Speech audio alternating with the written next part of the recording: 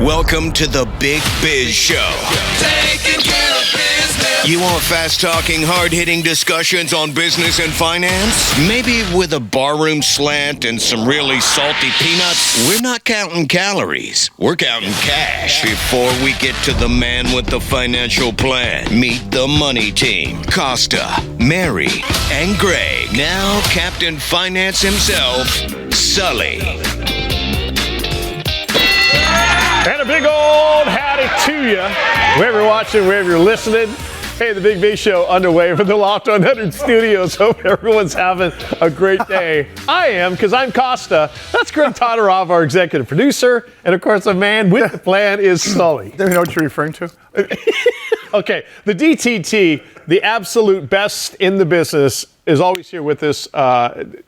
What is it, Sully, you say, a quarter of the Sullivan Band? Yes. Right, okay. 30%. Let's look. Hello, DTT. How are you? Hello. Okay, so right there, Mr. James. James East makes it a point to try to screw me up when we're doing the intros. And today, as I said a big old howdy to you, he just went, just like that. Which is a referral from? Yeah. It's a country bar. Of course We're it sitting is. in a country bar. That's exactly right. Yeah. Hey, any thoughts about? Please, God, just Eagles just win. Just win. I don't want it to be. It doesn't have to be a blowout or humiliation. Good buddy Shane Schaefer's going to be joining us. Oh, Is he- yeah. Love Shane. Join us on Monday. Yeah, great Fired up. idea. Win, lose, or draw. I've got Chief fatigue. Why? Just because you're a Raider. I think everybody does. Thank you. Yeah, I think everybody does. Yeah. You know? You're a Well, Bengal I fan. love the Eagles. Love the Eagles. I like the Phillies. They always get this close. Oh, God. Yeah, I just, come on. Enough with the Chiefs. Well, Just and go let's away. be honest, they've gotten so many calls their way this year. You can go back and watch their games, and they're getting the calls from the refs to They the are. point where people are starting to question whether the NFL is legit. Well, what about that? Yeah, what about the scripted deal? What about the thing you're here with the?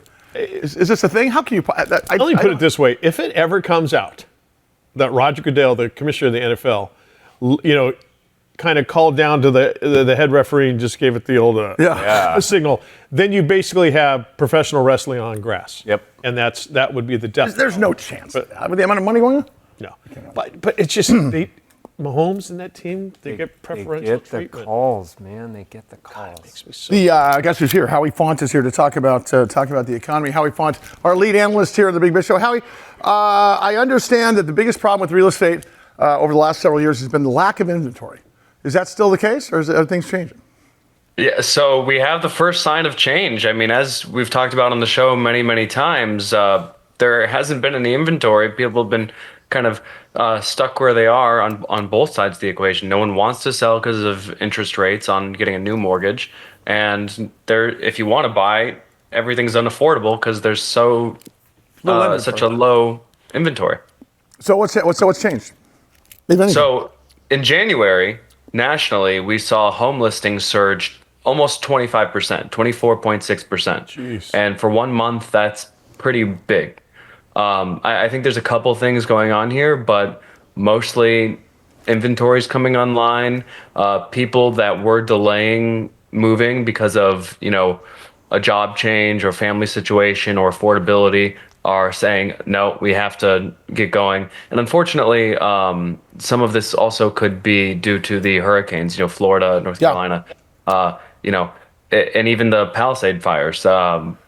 There's new real estate inventory available because people don't want to stay in those lots or can't afford to stay in those lots. Didn't we say, though, very quickly, that new home listings surged by 25% or something like that just in January? That's right. Yep. 25%. Now think about that. That's big. That's a quarter. That's a huge amount. The only way, though, it would have to affect pricing is if some of that stuff started getting liquidated, right? Just because it's on the market, does it drive prices down?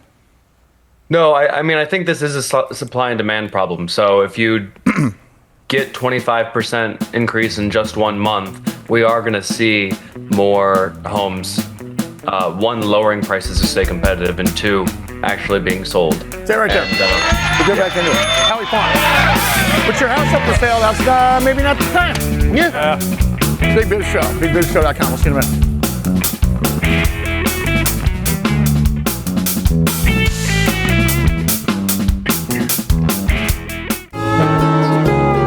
Loft 100 Studios, The Big Biz Show, and our affiliates and our hosts are not registered investment advisors or broker-dealers. Our show hosts make no commitment that the purchase of securities of companies profiled or otherwise mentioned in our programming are suitable or advisable for any person, or that an investment in such securities will be profitable in general. Given the nature of the company's profile and the lack of an active trading market for the securities, investing is highly speculative and carries a certain high degree of risk. We profile selected publicly traded and privately held companies on our program. Most of these companies that we profile have provided compensation to Loft 100 Studios and its hosts for the profile coverage. From time to time, we sell shares of the companies profiled in the open market that we receive as compensation for coverage of client companies. But never sell stocks if we are speaking about interviewing or covering a public company who has paid compensation. Specific questions on compensation can be obtained by contacting producer at sullyandgroup.com. Listeners should verify all claims and do their own due diligence before investing in any securities mentioned on this program. Investing in securities is speculative and carries a high degree of risk. We encourage our investors to invest carefully and read the investor information available at the websites on the Securities and Exchange Commission at sec.gov and or the Financial Industry Regulatory Authority, FINRA, at www.finra.org. I like it. Hey, is that a rescue plane? Wherever you are watching or listening, as always, we appreciate you being along for the ride. Of course, the ride is the Big Biz Show. We're in Southern California, the Loft 100 Studios. Hope you're having a great day. I'm Costa. That's our executive producer, Greg Todorov. And, of course, Captain Finance himself, Sully. You got it, everybody. Hit up. Great to have you along today. Let's go back to Howard Font from New York City, talking about the housing inventory post-pandemic snapback, I think is what you're calling it. So won't we know, Howie, if this is going to stay or not over the next few months, depending on sales? Because because the other thing too is if it sits on the market, there's going to be an effect as well. And then we don't know what the interest rate picture is going to be like here going forward either. So let's figure all that out at one time. What are we thinking about interest rates going forward? Yeah, I think we're probably in a steady state. There's so much uncertainty. The Fed would like to lower them and let the economy roll a little bit. But with a potential trade war on the horizon, inflation is pretty hesidant. It could come back very easily. I think they're comfortable where rates are. Other countries, the UK, for example, has to lower their rates. But I think we're staying put for a while. That affects mortgages, I think, in that we stay in this high 6, low 7 range, which is where we are right now on a 30-year mortgage. So what cities have seen the biggest sort of gain in listings? Yeah, so really interesting, actually. It's all pandemic population centers. So any that was popular a couple of years ago to move to, all of a sudden has a bunch of inventory available. So Denver has a 54% increase, Las Vegas 50% increase, Tucson, Arizona, San Diego, Miami, Jacksonville. And interestingly, all the way on the right, kind of to answer your question, we have the share of homes that are listed and the price has been reduced. So that kind of answers your question about the supply and demand. Does this really mean that homes are going to get more affordable? I mean, Denver, 20% down, Jacksonville, almost 25%, Tucson, Arizona, 18%. What I'm looking at there, what's more interesting, I think, for me is looking at the median listing price. Everybody's looking at the numbers. I mean, it's crazy. You got San Diego and San Diego's LA. number 2, LA's number 1. Sully, normal people get to buy homes too, kind of. Well, I'm thinking, why don't we all just move to Tucson or Atlanta? Right. I mean, the Jacksonville's looking good. You can buy a house because they're comparing, I'm sure, 3-bedroom, 2-bath, whatever the parameters are in terms of apples to apples. Mm-hmm. A price of a home in Atlanta is a third of what it is in Los Angeles. Mm-hmm. I mean, that is insane. In terms of economic impact, Atlanta is the new Hollywood. They're making more movies in Atlanta than they are in LA. Right. Yeah. I mean, and I know that's just one metric in terms of economic factors, but this is insane. So where does it all go? Is this a flash in the pan, or is this something that we're going to be? No, I think this is a continuing trend. So, like I was saying about the lock-in effect, I think that's over. For years and years, we had people bound to their homes and putting off decisions that they otherwise would like I said, moving for family reasons or because they have a new job, and they're saying no. It sucks that we're gonna have to go from a 2.5% mortgage to an 8% mortgage, but I got to get this new job. I got to move across the country. So things like that are happening that can't be delayed anymore. And listen, I mean, Sully, what were rates in the 80s? People still bought and sold homes. Well, under Carter, they were in the 10s. Yeah. Think about that. You had 10, 12% mortgage rates. But if you think in terms of what's happening now, 7% for a 30-year right now. It's in the 6s and 7s. It was in when we were advertising on radio, the three of us. I think that the advertiser would say, if your mortgage doesn't have a 2 in front of it, it's time to refinance. Yeah. I mean, there was a 2.99% interest rate. Were those the liar loans? No, this is past. Those were legitimate loans. Yeah, that was no. Those liar loans were much higher. That was 2005. Yeah, no, this right? is no. 2005, 2006, before the Great Recession. Pre-2009, yeah. Yeah. No, this is you're talking about into 2015, 2016. Oh, okay. And we'll see that again at some point. But man, I can't imagine being in the refinance market right now. I mean that was like selling solar systems back in the day. And they were you'd hear solar advertising on the radio and refinancing. And I don't know how the refinance guys are even in business anymore because it's just about getting a single family mortgage on a first at this point. And if you've got great credit and you got 30% down, you're looking at 6.5%. Now that just seems like. But again, that's where it was in 2005, 2006. Pre meltdown. Remember, mortgage rates were in the 7s and people were fine with it. Yeah, and this what about this is what I want to think about. Look at Pacific Palisades. Look at Maui. You've got half of cities gone. Mm-hmm. Yeah. Now it's going to take 4 or 5 years to rebuild. Easily. They got to live somewhere. Yep. This has got to affect the rental markets in ancillary areas. Oh, absolutely. It has to be affecting how much people are willing to pay for rent in places even 100 miles away. Friends of ours who have a rental second house in Solana Beach just rented it. And there was a bidding war that took place from these different people who were Pacific Palisades residents, obviously wanted to move out while this was going on, trying to rent this house. And it just kept on going up and up and up. And finally, the people who had the most money to spend, they're the new renters. Yep. It's insane. And it's just cost of housing. There's no equity. And what was it? 6,000. Remember, Jason was in. What was it last week? Yeah, Jason. About 6,000 structures were lost in Pacific Palisades. I know. 6,000. And now they're talking about rebuilding. Now low-income housing has to be part of the rebuilding plan because we're in California, and it's like you think those people who are altruistic are going to be like, yeah, I don't mind having low-income housing in Pacific Palisades. Right. Yeah, I mean, there is a comment to be made about how this changes politics. Yeah. Oh my God. The people that live without a doubt. Yeah. I mean, it's interesting. If we can think in terms of other cities, we're seeing some of these cities that are well known. What about the Opelika, Alabamas of the world? What about the Jackson, Tennessees of the world? Is this an effect that's covering the whole nation, or is this just highly populous areas?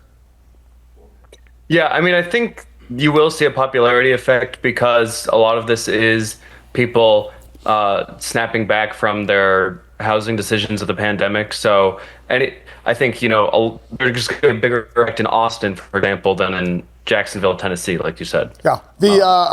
Let's switch over to the market. So talk to us about all these alerts I'm getting from MarketWatch the last 2 weeks. It's been a volatile time on Wall Street. Talk about post-Trump bump. What are we looking at? Yeah, so the market has rallied huge, as we've talked about several times, on the back of the election and seeing all of the news. But we're starting to see cracks, if that makes sense. We spoke about DeepSeek and NVIDIA taking a step down last week. And this week we have earnings from companies like Google, Ford, all to the negative side. Google, one of the Mag 7, had a 10% drop on lackluster growth and more infrastructure spending. Ford also not performing, down 5%. Lots of companies are taking these hits. So there could be, a temporary plateau. But we've had quite a run, so there's nothing really to cough at. Howie, do you expect it to be a significant bump after the United States starts to develop Mar-a-Lago? with what's going I wish I had the Gulf of California. Wish I had some of the photos for you. I've seen some development plans for Trump International there. But I mean, when he makes a comment like that, yeah, we're going to take over Gaza. Development's going to be great. You know, it's Del Boca Vista in Florida.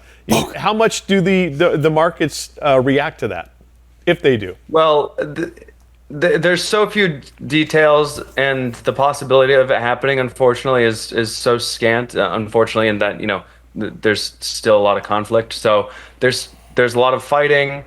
Trump has said that the government's not going to pay for it. He's said the U.S. troops won't be on the ground there. So I don't see how much of a role we'll actually have. I think it. I wonder what the inventory of the homes is going to be there.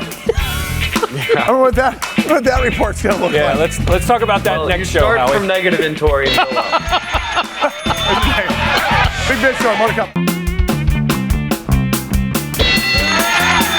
In over 170 countries, 175 countries in all the ships at sea. 175, 176. 285 million countries. And all the ships at sea on the American Forces Network. It is the Big Biz Show. As always, shout out to our brave men and women of the United States Armed Forces for what they do, what they've done for us.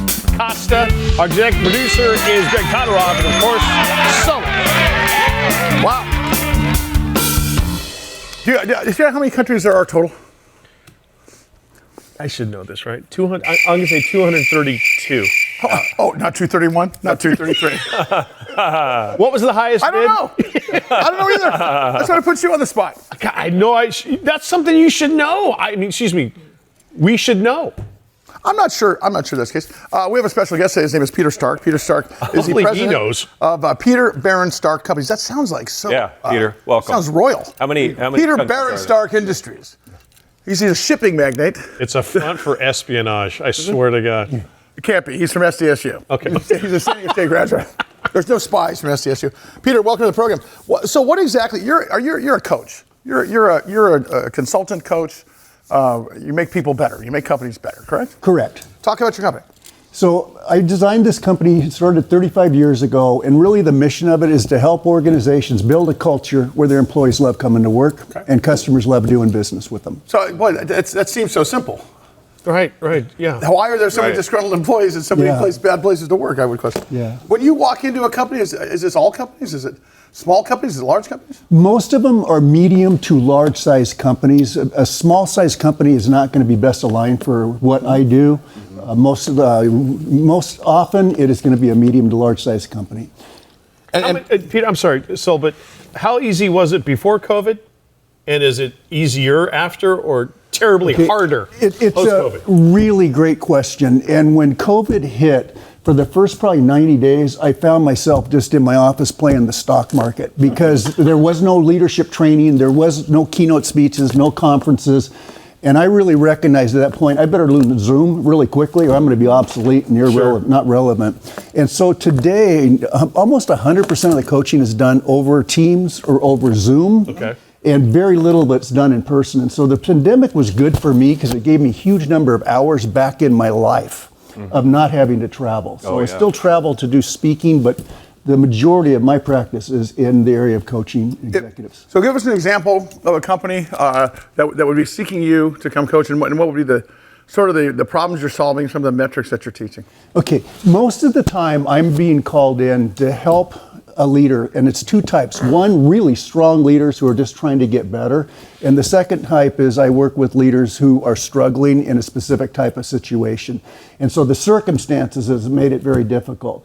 And I'm fond of saying this, leadership is really tough. It's not easy, and if it was easy, I'd be unemployed. But most times I'm focused on helping people build relationships where people are going to be motivated to follow them in the direction that they're going. So give me an example of without naming the company, but give me an example of a problem that you solve on a regular basis because when you say I help them be better leaders, that's sort of that's kind of a broad stroke.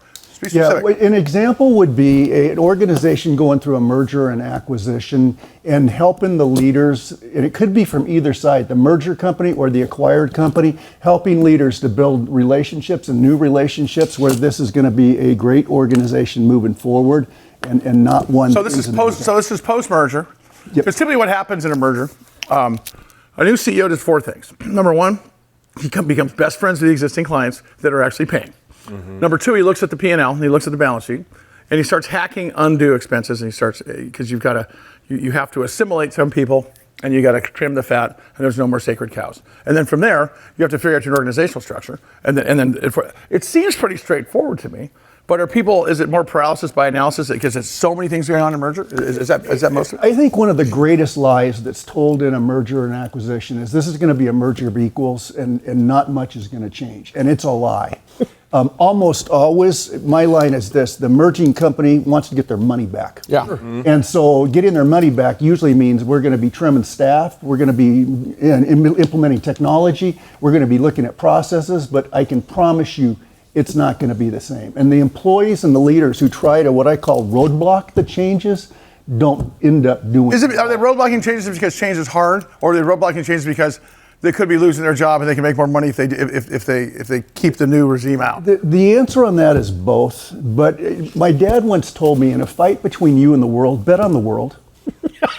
And so when you get acquired and somebody tells you nothing's going to change, it's a lie. You better recognize that you need to be able to say, I can learn and I can change and I can do it really quickly. You watch me.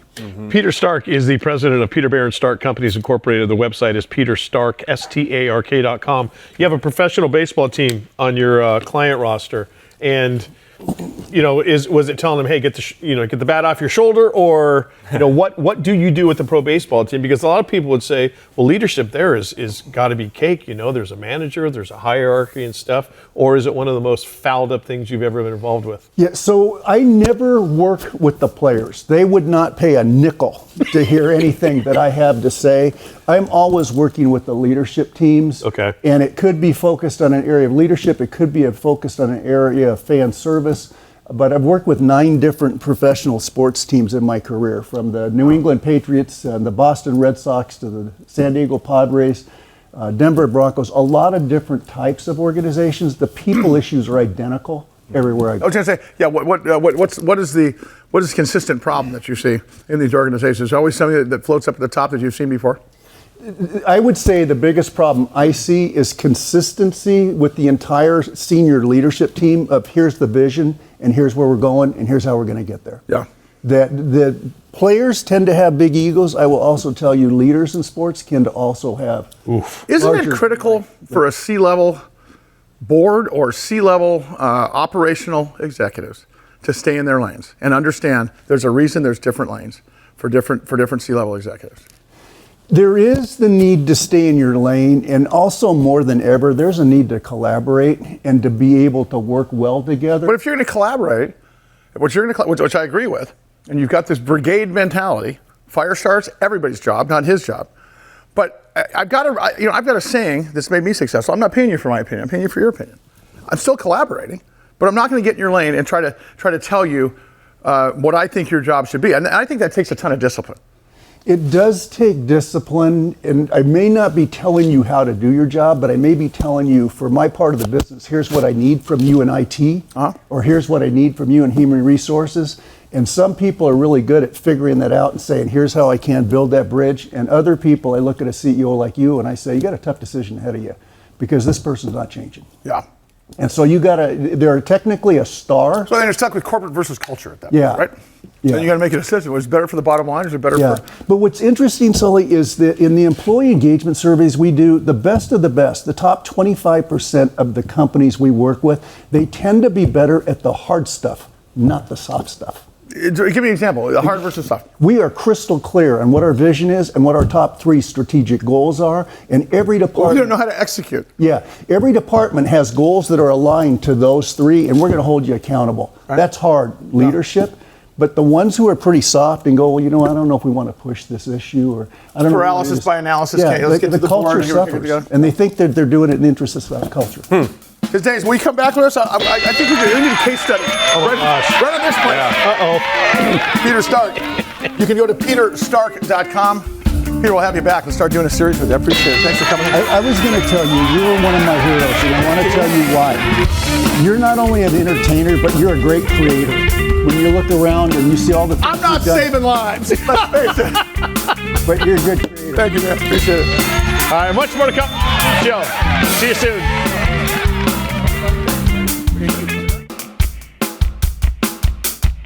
big fan of this.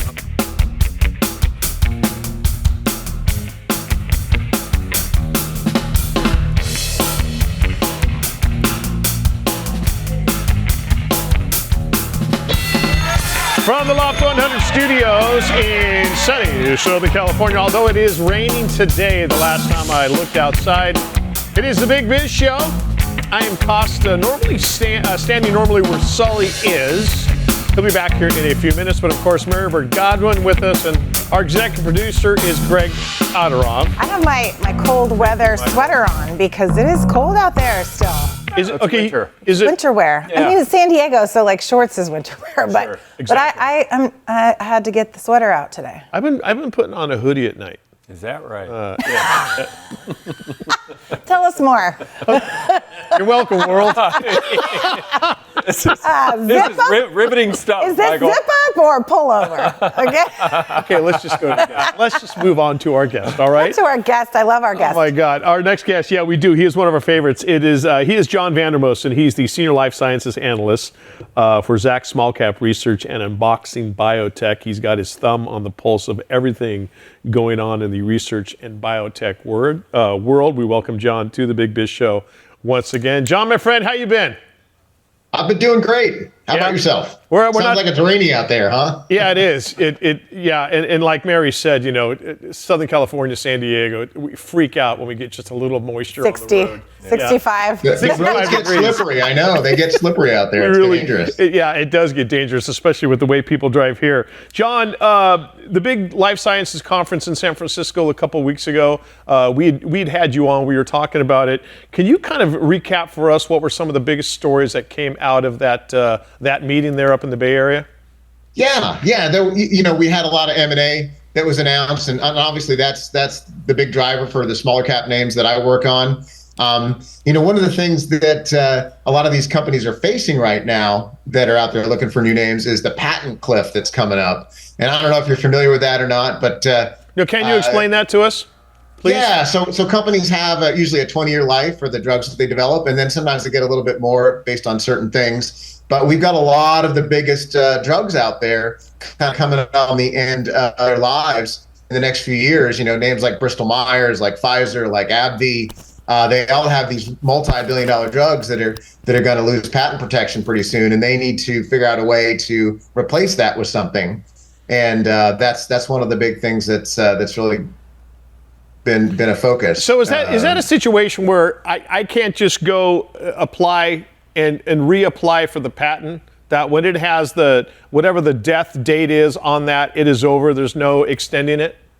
There is some extensions, and sometimes companies will change the formulation or change something about the drug to make it a little bit better, and then that will allow it to extend a little bit longer. But when it runs out, there can be competition. Now, I will make one point that makes things a little bit different in the current period rather than maybe 10 years ago. Mm-hmm. 10 years ago, a lot of the drugs that were going off patent were what are called small molecules, like pills, like aspirin or something like that, where you just take it and it's a very simple chemical compound. But the drugs that are more popular now are biologics, which are very complex. And it's a little bit harder to copy them. And also the regulatory pathway to get those approved to be a biosimilar, which is kind of like a generic, is also a little bit more difficult. So it's harder to have competition, but it's still out there. I mean, Humira, which you've probably heard of, most of us have heard of, that was able to extend about 20 years of selling the product. I think it was up to $30 billion when it finally completed. But, there are probably 10 to 12 different biosimilars out there for that drug. So, a lot of the other ones that we've heard of also can face that same competition. Hey, John, you mentioned a few minutes ago Bristol Myers, and I know you've spoken to us before. They have a drug out there for schizophrenia, which is a market that is kind of a bigger and I think growing market, but there's not a lot of drugs out there. Can you talk a little bit about their drug? I think it's called, I don't even want to try, Cobenfy? Cobenfy, yeah, that was recently approved. So they bought the company. That was putting that through the FDA. It has a pretty favorable analyst forecast for sale. I think in excess of $2 billion a few years down the road. But it's not really doing anything super new. They target certain dopamine and serotonin receptors in the brain, and what I think different drugs try to do is kind of refine which ones they're touching on, because they're about 4 or 5 of each. So that, hopefully it'll be a little bit better than some of those. There are positive symptoms and negative symptoms in schizophrenia. And I think, sometimes the negative symptoms aren't addressed enough, and this drug actually addresses those a little bit more. Now, I've got a company called Reviva Pharmaceuticals that actually has something that has shown it's even a little bit better than Cobenfy. So I'm really excited about them. But Reviva Pharmaceuticals, RVPH, good product in their pipeline. John Vandermosten is the Senior Life Sciences Analyst with Zacks Small Cap Research and Unboxing Biotech, one of our favorite guests because he can break it down in terms that a meathead like myself can understand as far as the biotech world is concerned. I agree. John, what are you seeing from the FDA? Are they still in that point of being overwhelmed with too much work? I think they've caught up with that. I think right now, probably, the change in administration is making things a little maybe less certain kind of what's going to happen. I think that there's a hope that the regulatory environment will free up a bit. We saw a record number of drugs approved last year with 55 of them approved. So that, that's a pretty good pace. It could perhaps go even more. And as I mentioned, we've got a patent cliff that's coming up for all 5, 10 top major pharmas, and they need to get new drugs approved, right? So that would probably be helpful if we saw the FDA, be more receptive and do that. And I think they can. I mean, I don't think, we don't have a major, at least not yet anyway. We don't have a major, virus going around that's going to distract them like we did with COVID. Hey, John, walk us through radiopharmaceuticals and this area, this intervention space or reintervention space that it's currently in.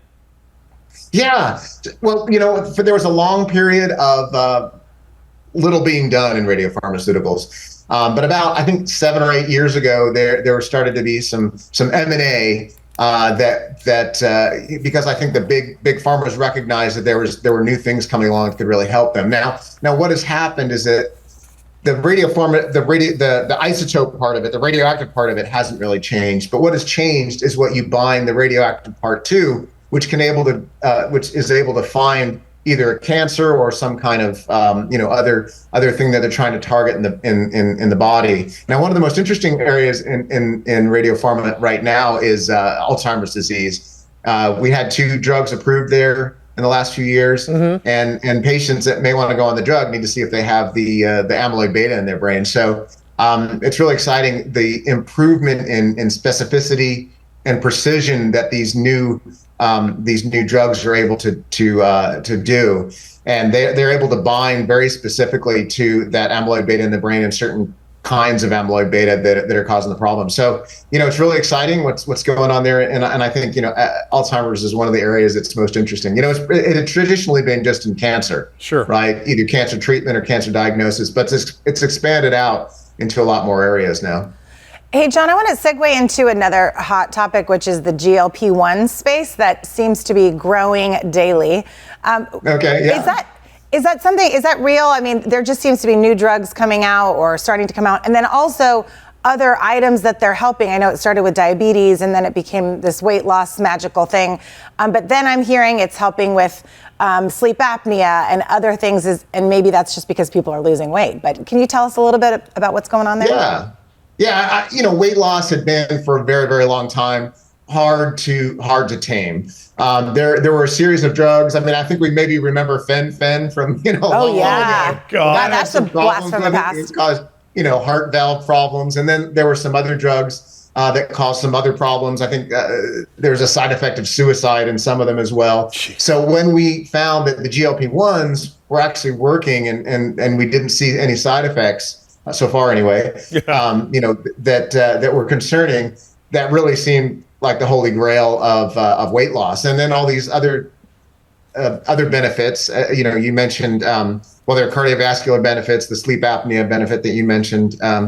Those are kind of byproducts of losing weight. So, there's still some issues with the current round of drugs, but I think I mentioned this last week. The muscle wasting, right? Some of the new GLP-2 is an area that we're looking at, and sometimes we'll combine some of the older weight loss drugs with the GLP-1s to get a combination effect there. So they're looking at different things and next generation drugs in that class to provide an even better result. John, speaking of losing weight, Super Bowl is this Sunday, and I'm just. I know. I've been already warming up the cheese sauce in the microwave. My arteries are hardening just talking about it. You got a prediction? Eagles or Chiefs? What for cheese? A prediction on the game, Eagles or Chiefs? He's still on the cheese topic. The Chiefs probably. I guess. Yeah. Why not stick with the winner there? John Vandermosten is the Senior Life Sciences Analyst, Zacks Small Cap Research and Unboxing Biotech. John, as always, appreciate your time. Look forward to your next visit with us here on the Big Biz Show. Speaking of that show, it continues after this. Keep it here.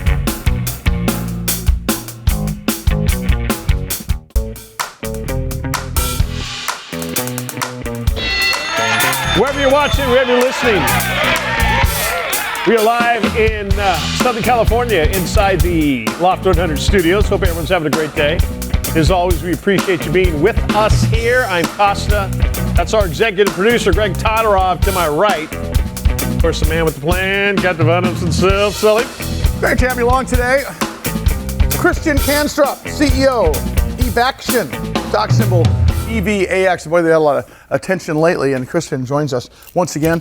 Clinical stage tech bio company based upon AI, Immunology platform. What it really does, it speeds up the ability to do the science and such to where we have a better outcome medically. So I give you once again, Christian. Christian, how are you, sir? Good to see you. I am good, Sully. Great to see you again. How are you doing? Good. Great to be back.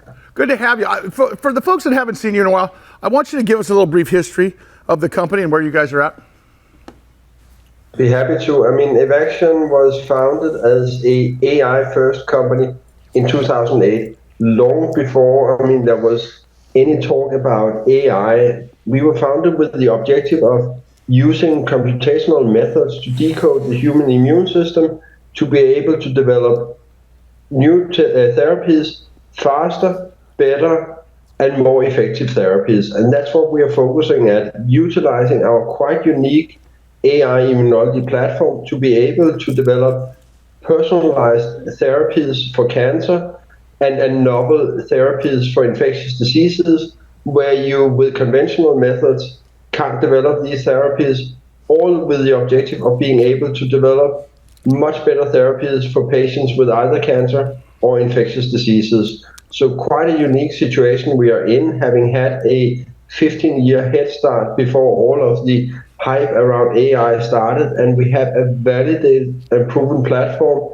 and are in phase 2 with our personalized cancer vaccine, EVX-01, against metastatic melanoma. So it's really about utilizing AI to be able to address serious unmet medical needs and enable people to live a healthier life.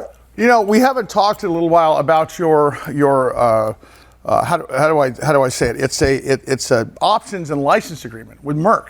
Talk about that. That seems like a guaranteed exit down the road, or at least getting you to market. No, it's definitely a transformative agreement with Merck that we entered into. That was in September last year. Merck took the option and license agreement to 2 of our infectious disease therapies. We got a $3 million upfront last year. We are set to get up to $10 million this year. And in total, we could get milestones of up to $600 million per product. And it's 2 novel vaccine candidates. And of course, who could think of a better partner than the world leader in development of infectious diseases and commercialization of infectious disease vaccines, which Merck is. So we are truly excited about this collaboration. And on top of that, we actually also have Merck as our biggest shareholder. They just participated in a recent financing we did. So a very strong relationship with Merck. But most important, this really enabled us to bring 2 novel vaccine candidates to the market addressing serious unmet needs. Christian Kanstrup is the CEO of Evaxion. Their ticker symbol is EVAX. Christian, with the United States and other world governments trying to get a handle on AI, maybe trying to corral it a little bit, does it hinder what you are doing, or are governments helpful to your final result, what you want? I would say the more investments you have going into AI, the better. I mean, we have the advantage of having had a significant head start. And I mean, if you look at the US recent events, you have the Stargate initiative with 500 billion US being deployed into AI infrastructure. You have Oracle and Larry from Oracle talking about wanting to develop personalized cancer vaccines in 48 hours. I think we are already there, but we can do it in 24 hours. So the more investment you get into AI and the infrastructure around it, the better for us. And that's where I'm very comfortable about the position we are in and the head start that we have had already today, being able to develop a personalized cancer vaccine in just 24 hours. You talk about personalized cancer vaccines. All the vaccines seem to have the same recipe, except for what they're trying to vaccinate against. Is your vaccine technology an enterprise-wide technology where, as things come up in our world that we're trying to cure, that you can reverse engineer into, or is this criteria specific just to this one development of metastatic cancer that you're talking about? No, it's actually broadly applicable across multiple cancer therapies. That's the uniqueness about our AI immunology platform. Based upon a tumor biopsy from a patient, we can develop a vaccine against, I would say in principle, any solid tumor where you have a lot of mutations in the tumor. So yes, we are in metastatic melanoma now as the lead indication, but there's hope for all solid tumors where we can apply the methods and develop personalized cancer therapies. And let's just remind ourselves that we have 10 million people dying each year from cancer. So there is definitely a need for a novel approach to treating cancers. And who could think of a better treatment than a therapy which is designed especially for you? It's not the same everyone else is getting. This is made especially for you, aiming at giving you the most effective outcome in treating your cancer. I got to ask, Christian, for 2025, what are you looking forward to most? What's the rest of this year look like for you guys in terms of what you have planned out? We have a truly exciting year coming up. Of course, we talked about the agreement we have with Merck. We have the exercise of that agreement coming up in the second half.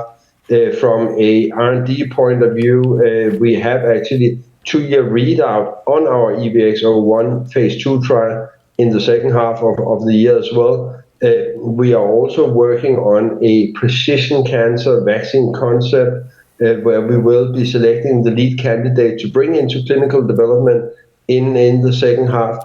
And on top of that, have a strong focus on partnering with pharma, partnering with biotech, aiming at as quickly as possible bringing novel candidates to the market. And here we have set out the objective of doing at least 2 new agreements for 2025. So it's going to be a super busy year. Good thing is we have just completed some financing, so now we have cash well into 2026 and can really focus on executing and getting our novel AI-derived therapies to the market as quickly as possible. So look forward to an exciting 25, guys. It's gonna be cool. Good stuff. Christian Kanstrup is the CEO of Evaxion, ticker symbol EVAX. Christian, always appreciate the time. Can't wait to watch the ride in 2025. Speaking of the ride, it is over. The ride known as the Big Biz Show. Hope everyone had a good time with us. We appreciate you being along for the ride, and we'll see you next time. Thank you.